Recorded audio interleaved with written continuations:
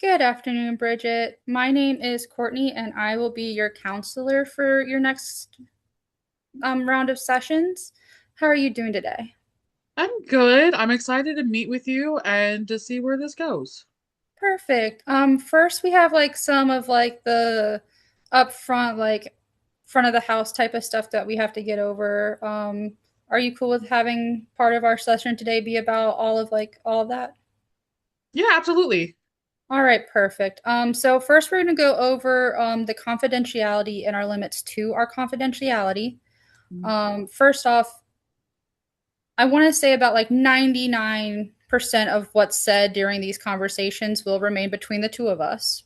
I say 99% because there are about three different scenarios where that confidentiality has to be broken. The first one is you admitting to wanting to do harm to yourself or to others, and it is a very viable thing that you are likely to do. That's when I have to report it to someone to help make sure that you or others are safe. Does that make sense? Mhm. Okay, perfect. The second scenario is if you talk about active abuse to a child, to an elderly person, or someone who can't take care of themselves. Mhm. Does that make sense as well? Like if you talk about like your own childhood abuse, we don't have to report that because that's in your past. Mhm. But if it's like actively happening or you know that there's still that active harm, that's when we have to report it. The third scenario is if a judge orders a court subpoena for records, I can't go against a court order. I have to give them those records.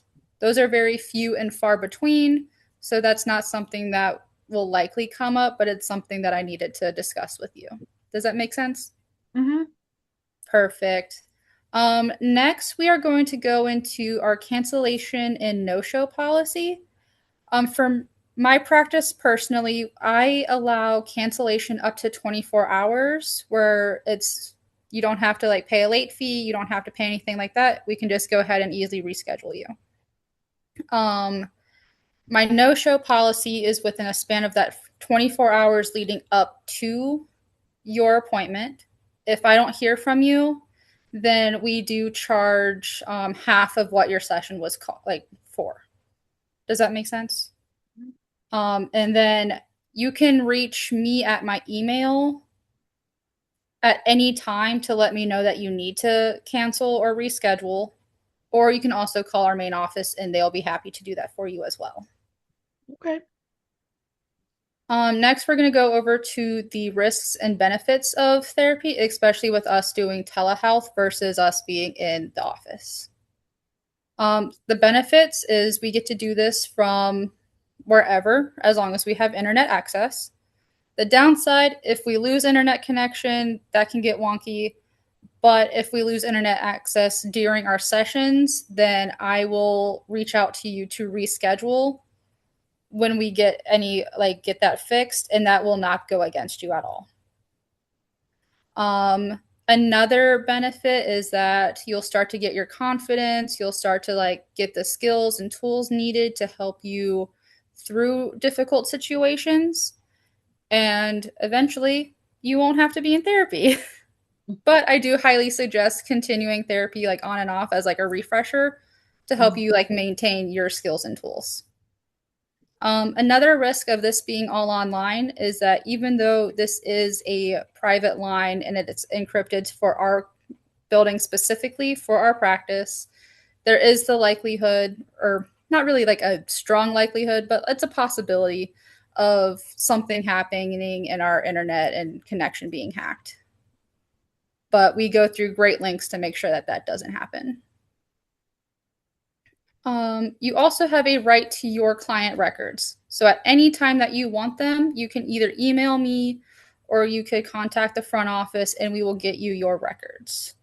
We do offer them in paper form or electronic, or if you would like them on like a disk or a flash drive, we can do that as well.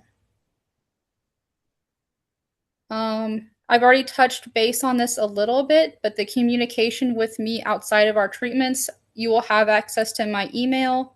You're more than welcome to use that. Just give me 24 hours to respond. Do we have any questions so far? I do have a question about limits to confidentiality. Um, if someone calls in that's not court ordered, do we sign ROIs or how does that work? If you're wanting your records or needing your records to be like shared with like your primary care physician, we do have paperwork for you to fill out for us to give access to those. But unless you give us specific people, places, or entities and fill out the specific forms, we will not share your records outside of the limitations. Okay, perfect. Next, we're going to talk about our termination and referral policy. I only terminate if you are truant with your sessions. So, like, if you're constantly, or I can't say constantly, I give about like 3 chances. If you have gone 3 no shows, no calls, stuff like that, we will terminate our contract. Um, Also, if it seems like you're not getting the benefit that you wanted out of me as your therapist, then I will refer you to another colleague of mine that I feel is more better suited for that at your request. Um, but you can also terminate me as your counselor as well. It doesn't just have to be a one-way street. If you feel that the counseling relationship is not to your satisfactory, by all means terminate the relationship and ask for referrals, and I'm more than happy to do that. And that will not be held against you in any way. Like, I will give you the best referrals to the best colleagues that I have. We also have started the right to good faith estimates.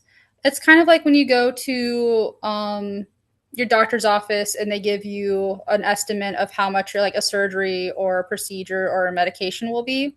It's kind of like that, but a little different.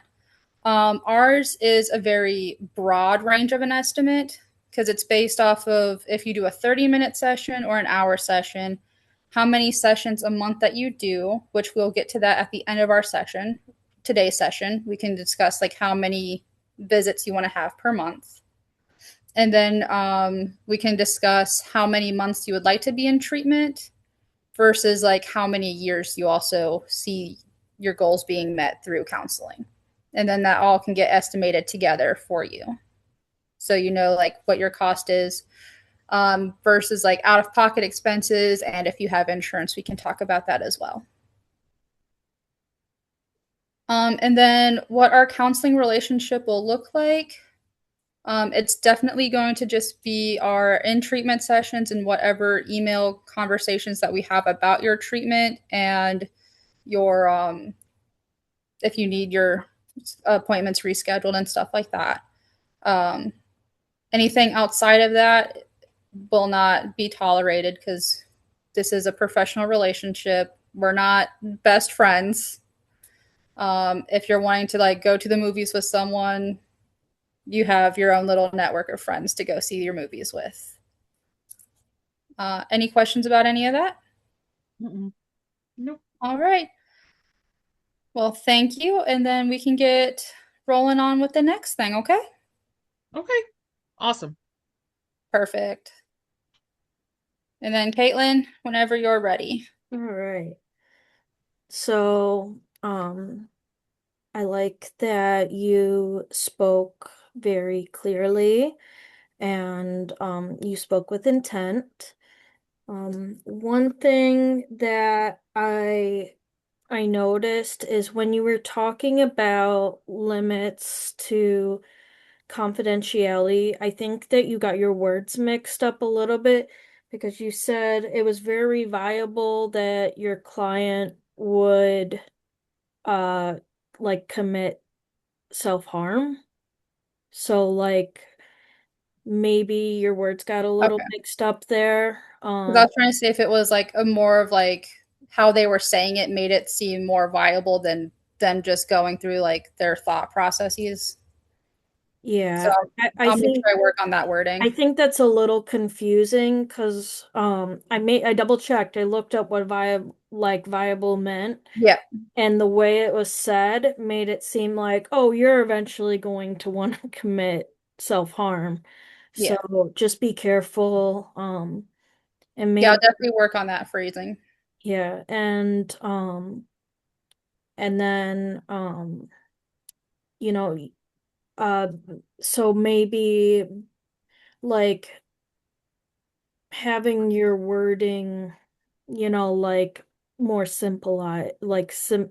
simplicity, because not everybody has the same level of education. Um, so just something to think about. Okay. Thank But you. I appreciate that. yeah, but you did a well job. You did very well, and you hit all the marks there, and keep up the good work. Thank you. Do you have anything, Bridget? No, I thought it was good overall. I mean, you were very thorough, which was that's why I didn't have a lot of questions because I'm one to ask all the questions. You explained it pretty well, and I was going through it with when as you were going through it too. Um, the only thing is like at the end with the counseling relationship, like when we were talking about, and I understood what you were talking about between like you and I, as in because we're Hmm. classmates. I get that, but like when you were talking about, well, you have your own group of friends to go out with, um, like my thought process is maybe they don't. Oh, that's fair. That's valid.